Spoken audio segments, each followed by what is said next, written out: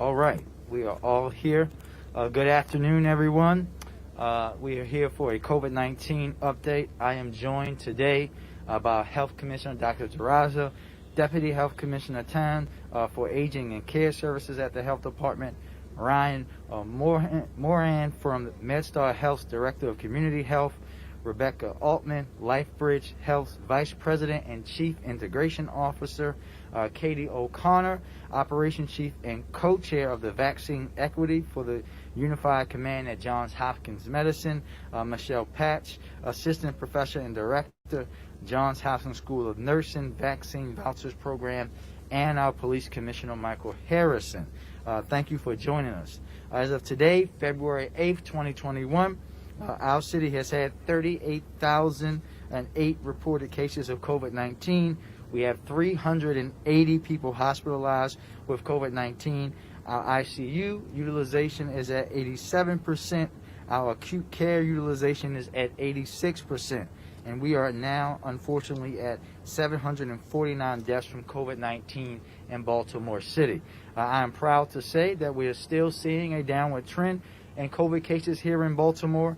Our positivity rate down 53% over the last 4 weeks. Our metrics remain in a good place, and we are cautiously optimistic about where we stand. I want to again thank everyone in Baltimore who stayed home to watch the Super Bowl. Although we didn't get the result we want, with the exception of Shaquille Barrett and 2 other Baltimore young men winning Super Bowl rings. But thank you for staying home, because we know that will help us stay in a downward trend. We will continue to closely monitor the data and make decisions guided by the data and public health experts. Today, I stand here today with Dr. Dzirasa and our local healthcare partners to announce a new mobile vaccination and outreach strategy targeting older adults here in Baltimore. We know it is critical that equity remains at the forefront of our vaccination strategy. This includes taking special care to ensure that older adults and our Black and brown communities, who are most susceptible to the virus and the least likely to have access to the internet and transportation, can be vaccinated. I am extremely grateful to Medstar Health, Lifebridge Health, and Johns Hopkins for partnering with the City of Baltimore to ensure a more equitable distribution of the vaccine. I would like to turn it over to Dr. Dzirasa for further comment. Dr. Dzirasa. Good afternoon, and thank you, Mayor Scott, for your leadership during this pandemic. Today, standing with many of the leading healthcare organizations in Baltimore City, including Medstar Health, Lifebridge Health, and both Johns Hopkins Medicine and the Johns Hopkins School of Nursing, I'm excited to announce the rollout of the coronavirus mobile vaccination clinics. Although they could not be here to join us, I'd also like to acknowledge and thank Safeway and Rite Aid, our pharmacy partners who are also assisting with this collaboration. These mobile clinics are designed to bring education and clinical support to eligible Baltimore City older adults for whom transportation or mobility issues might make it difficult to travel to a centralized mass vaccination location. With the help of our healthcare partners, older adults in many Baltimore City independent and assisted living facilities, nursing homes, as well as those experiencing homelessness and living with disability, can look forward to receiving the coronavirus vaccine directly where they live in the weeks to come. Informed by our experience of hosting dozens of mobile COVID-19 testing sites and dozens of pop-up flu vaccination clinics over the course of last year, our mobile coronavirus vaccination clinics will focus on residents who are at greatest risk for negative health outcomes as a result of COVID, starting with a focus on senior housing sites. We also have plans to visit a number of independent living facilities, assisted living facilities, and nursing homes over 2 months that may not have been covered by the federal pharmacy partnership. The Baltimore City Health Department will follow the Maryland Department of Health, their vaccination guidance, prioritizing congregate living spaces with the highest density of older residents aged 65 and up. Our prioritization criteria for mobile vaccination clinics will also take into account recent COVID-19 outbreaks and prioritize neighborhoods where we know vaccination rates are low. Per Maryland Department of Health guidance, the staff at these residential facilities during our clinic visits will also be eligible for vaccination. Our experience with the flu vaccination clinics late last year taught us that outreach before a mobile clinic is paramount to success. To ensure our residents at these facilities and buildings are aware of the opportunity to receive a vaccination where they live, our community health workers will visit these sites days or weeks before our scheduled clinic to help residents register for appointments. Community health workers are trusted members of the community that have already established relationships with the coordinators of many housing sites that we will be visiting throughout the next few months. During these pre-registration visits, residents will also have the opportunity to engage with our staff and ask questions about the vaccine. As mentioned last week, while our vaccine supply remains low, we will currently be able to vaccinate approximately 50 to 100 residents per mobile vaccination clinic during one visit. However, over time and with more vaccine supply becoming available, we will eventually be able to support multiple vaccination teams at the same time, with a goal by midsummer of supporting 20 mobile teams in the field at once.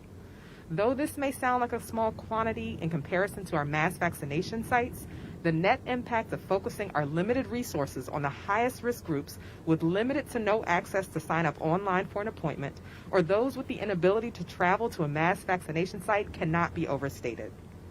We know that there have been challenges with distribution so far and have urged patience for concerned residents as we and our partners are working tirelessly to create non-internet-based methods of appointments and create opportunities for those residents with mobility or transportation concerns so that they can still receive their vaccines. Today, we hope that some of our older residents and their concerned caretakers can begin to feel some sense of relief. The health department and our partners will be coming to you to provide vaccines in the weeks and months to come. Thank you.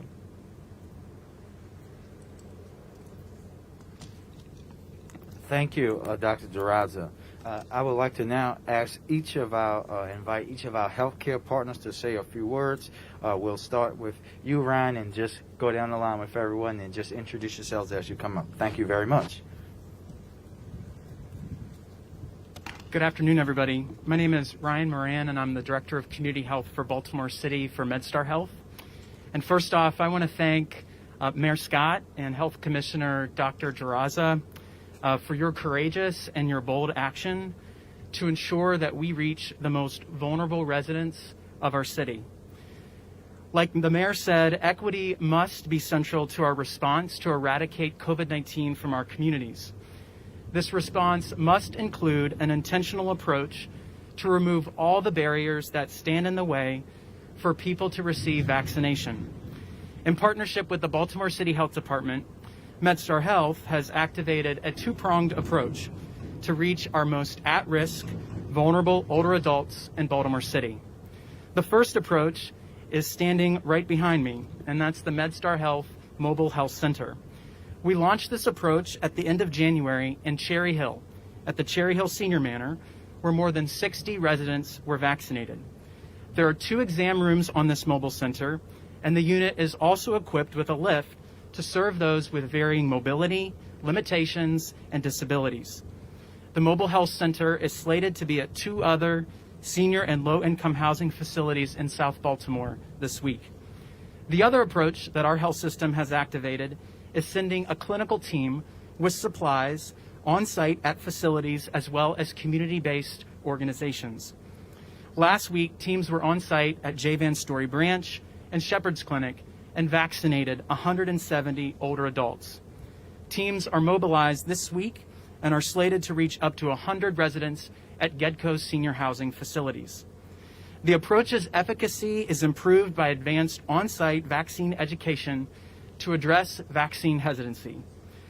Medstar Health is proud to partner with the Baltimore City Health Department to ensure that our pandemic response, this life-saving shot, reaches people exactly where they are. Thank you.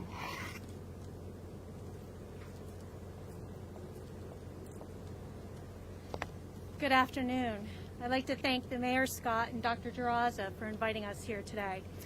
I'm Rebecca Altman, Vice President and Chief Integration Officer for the Lifebridge Health System.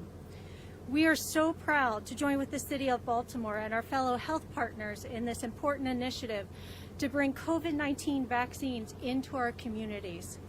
We are also excited to be launching our new Lifebridge Health Care Happens Here mobile unit at this time. This new mobile resource allows us to bring more of our healthcare services, including vaccinations, directly to the residents we serve. The program builds on a pilot project we held over the summer following the onset of the pandemic. We took 2 employee shuttles and turned them into mobile units to bring healthcare providers into the community for COVID-19 testing to our most vulnerable and needy population. Those initial units made more than 315 patient visits during the 6-week period of time. Our teams are doing a final installation of the new equipment in the van this week, and early next week, the new Lifebridge Health Care Happens Here mobile unit should be ready to roll out. We are so pleased that the timing coincides with this coordinated vaccination initiative to help older adults in eligible priority populations and groups who have mobility issues, transportation challenges, and who are most vulnerable to get the vaccine. Our first mobile vaccine clinic will be focused on senior living facilities in West Baltimore, near Grace Medical Center. We are targeting February 19th to begin the mobile vaccine clinic in identified facilities, Harlem Gardens and Chase House. Our teams have always been proactive in our community-focused approach to caring, and the COVID-19 pandemic has certainly caused us all to dig deeper in finding new ways to care bravely and make positive impact on the health of our communities. We look forward to continuing our work with the city and with our clinical partners in this exciting new vaccine initiative. Thank you.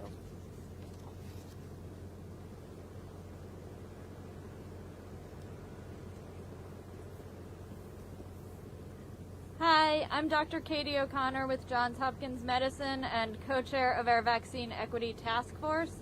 I'd like to thank Mayor Scott and Dr. Dzirasa for their overwhelming commitment and tireless efforts for our city and for the vaccine equity that we would like to deliver to our community. We at Johns Hopkins Medicine are honored and thrilled to be part of this opportunity. We will be collaborating across the city with our health system, with our university, our schools of nursing, medicine, and public health to provide comprehensive vaccination clinics on site at senior housing locations, as well as mobile teams into the community to echo what Ryan Moran said, to meet our community where they are. We again are thrilled for this opportunity and the opportunity to partner with Mayor Scott and Dr. Dzirasa in supporting our most vulnerable residents of this city, our Black and brown residents who deserve the equity for this vaccine across the city. Thank you very much, and I'd like to introduce Dr. Michelle Patch, who can provide information on our School of Nursing's efforts. Thank you so much, Dr. O'Connor. Hi, everyone. I'm Michelle Patch. I'm an assistant professor at Johns Hopkins School of Nursing, and I'm helping to direct our efforts in our vaccine volunteer group. I just want to echo what everyone else has said today. We're truly grateful for the opportunity to partner with Baltimore City and our other clinical groups to help to bring equitable distribution of this vaccine to Baltimore City residents, particularly those most vulnerable and with most difficulty to get to some of our larger sites. So we thank you again. We stand ready to help.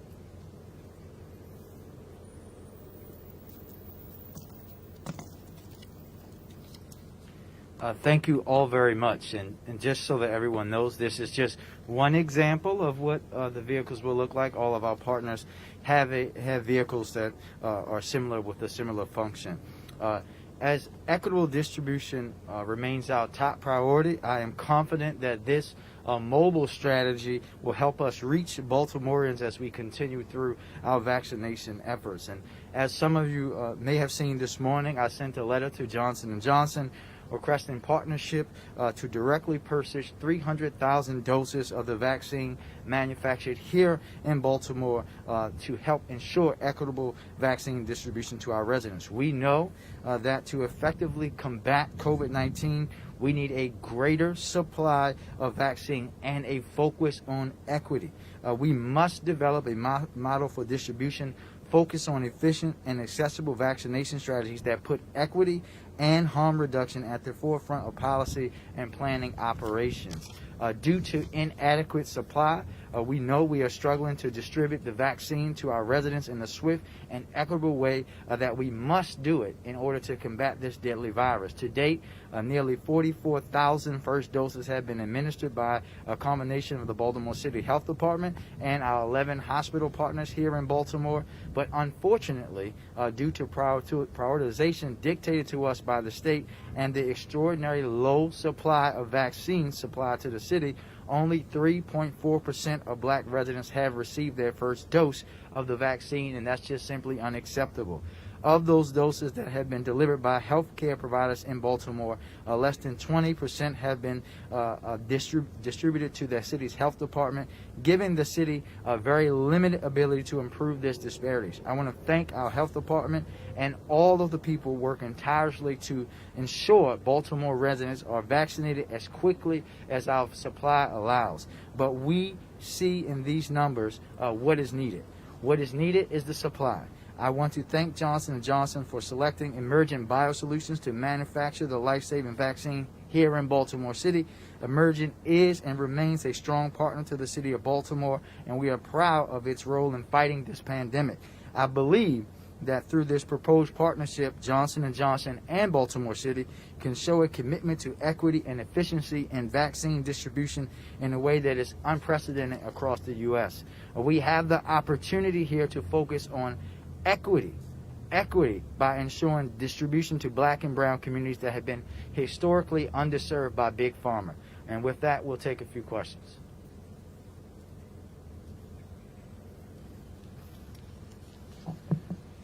Good afternoon, Mayor Scott. I just have a quick question about the Johnson & Johnson proposal. I'm just curious if you've had previous conversations with Johnson & Johnson that would sort of indicate a partnership like that is likely to take place. Obviously, I'm sure there have been prior conversations about emergent biosolutions and stuff like that, but wanted to ask about any prior conversations. This is about doing what's right and what's needed for the city. And we're just very hopeful that Johnson & Johnson will realize where we are right now and where we are as a country, as a city, and do something that will benefit a city in which they are producing their vaccine. Thank you. Alexa? Quick follow-up to that. How confident are you that that could happen? What's the likelihood? Do you think it could happen? Well, we don't know, Alexa, but this is you miss 100% of the shots you don't take. This is about doing what's right for the residents of Baltimore City, and this is why we decided to do that. And what we're hopeful for, and we know that there's other barriers that we will have to cross. We'll be talking to our federal partners about those. What we're hopeful is that Johnson & Johnson will recognize that they are making this vaccine here in Baltimore, and it would be a shame if the Baltimoreans didn't directly benefit from it. Can I get a comment for you on the officer who was in field training, now facing assault charges? How will the city continue to build public trust following an incident like that? Well, again, I think let me first thank the police commission and his team for immediately moving to have that officer or probationary officer terminated. It goes to show that you heard that from us. Typically, you guys in the past, you will be bringing that to us saying, oh, this happened this weekend. No, we told you that this person was removed because that's how you build trust, through transparency, through swift action. We're going to continue to make sure that we're reforming our department through the consent decree, through the efforts that we have going on in Annapolis, and we're going to build trust by working directly with the community and taking action when we see things like this. Thank you. Well, Mr. Mayor, given the issue with supply and now with this rollout, what would you tell citizens who are having trouble getting appointments? The health department appointments are booked. What advice do you have to them? There's a lot of confusion as to do I wait for a van to come to my neighborhood? What would you tell the citizens who are still waiting? Yeah, first thing is to be patient and that we're still fighting. I was on a call today, and also just to be very clear that this is not just a Baltimore City issue. I was on a call today with county leaders from the Eastern Shore and Southern Maryland who all were complaining about the same exact thing, the state's rollout and how they're doing the vaccine. A gentleman, one of our elected leaders from one of the counties in the Eastern Shore said that Walmart has gotten most of theirs, and many of them are going to people from Delaware. That let everyone know that we are going to continue to push both here, partnership with our state, but also understanding that we have a functional president now. President Biden believes that COVID-19 is real, that he's going to make sure the federal government is pushing these things out, that we're going to be ready here with our partners on the ground to get it out to people as soon as we get it. To that point, should citizens sign up for a waiting list, or I know there's a place where you can fill out on the health department website? Yeah, I'll let Dr. Dzirasa give the explanation of exactly what folks should do, especially our older adults, the folks who are most at risk, about where we are and taking the number and how we will get in contact with them. Yeah, so specifically as it relates to older adults, we expanded something called our Maryland Access Point, which is a call-in line for older adults who either are challenged to navigate the online registration system or just don't have support to navigate it. They can actually call in and pre-register. They can be put on a waiting list for a vaccine appointment. We've been given directives at the local health department to prioritize older adults, at homeless as well as educators. And so that's generally where our focus has been. Just a reminder that this month, for the month of February, our current vaccine pod is only doing second doses. But again, individuals can call into that MAP call line, 410-396-2273, if they're older than 65 and need support pre-registering for a vaccine. In relation to the 50 to 100 vaccinations by this mobile unit, can you talk about the allotment? How much do you have kind of on hand, and how is that either being divvied out, or how are you selecting these nursing homes that you spoke of during the presser? Question for me one more time. I heard bits and pieces. Sure. With the 50 to 100 vaccinations, how much does this mobile unit have in stock right now currently? Yeah, so again, we get notified of our allocation from the state sometimes a few days before we actually get it. And so we're making decisions internally based on that prioritization that I mentioned, specifically older adults, in this case with the focus on senior housing sites. And then based on what we've been notified we're getting from the state, then we're able to allocate to our partners to perform those vaccinations. Again, typically it's been about 50 to 100. Obviously, we hope to see that number go up as actual quantity goes up, but it will vary from week to week based on what our allocation from the state is. So there's no number, though, because I know you mentioned that you're going to 2 this coming week, correct? Do you know how many doses you have? So for those individual sites? Yes. So we'll give 100 for those individual sites as well. And then in relation to the nursing homes, how are you selecting these that you're going to at the mobile unit? Have they already been pre-screened? So again, our nursing homes were part of the Federal Pharmacy Partnership, but we know that even when the Federal Pharmacy Partnership came in, they didn't necessarily vaccinate every single resident of the nursing home or every single staff member. So we're going back through that list to understand who may still be unvaccinated, and we're going to select based on who is still outstanding and has not yet been vaccinated through that partnership. While also taking into, I'm guessing, because you said equitability, their race and their neighborhoods? Yep. Thank you, Lowell. Just real quick, just had a question about outreach. I know in past news conferences you've mentioned that there has been some trust issue with the vaccine in a number of the neighborhoods that you're targeting. Will these mobile units and the staff that will be there, will they help in this effort for the outreach to get people to trust the process? Well, I think this is a part of it, but you'll hear from us very, very quickly in the next few days about how we're going to roll out even more, build more trust building. I know that that's something we're going to continue to do. Again, this is about not just when you're talking about building trust for folks who may have vaccine hesitancy, it's greater than our health partners, right? They're doing their portion. They're going to help with that. They continue to do that. But we'll be partnering the health department of the city about targeting and working with credible messengers to get in the community to make sure that we're getting a message out from every standpoint. Thanks. Thank you, everybody. In relation to just your press conference last week about the partnership, we noticed some of staff members and city council members, they had a brown bag with them. Can you explain what was in those bags and were those gift bags? A brown bag? What brown bag? A member of your staff did not receive, or did you walk away with any gift bags or anything to that nature? Dave, you're asking a question about, we had multiple press conferences last week. It was the one on Wednesday when you talked about the downtown partnership to advance black businesses in the downtown corridor. One member of your staff and a city council member as well walked away with brown gift bags, I inquired and I'm asking, did you receive one? Any member of your staff, did they receive them, and what was in them? Yeah, so as you should know, we put those things on our ethics sheet. You will find a sheet for that, which includes a face mask, a face mask that will be on our ethics sheet for next year because this one has already been filed. Anyone that you should know about me, you should look at my history. My ethics sheet is always going to have lots and lots and lots of things on it because when things get given to us at an event like that, we're going to report it and do the legal thing. Thank you.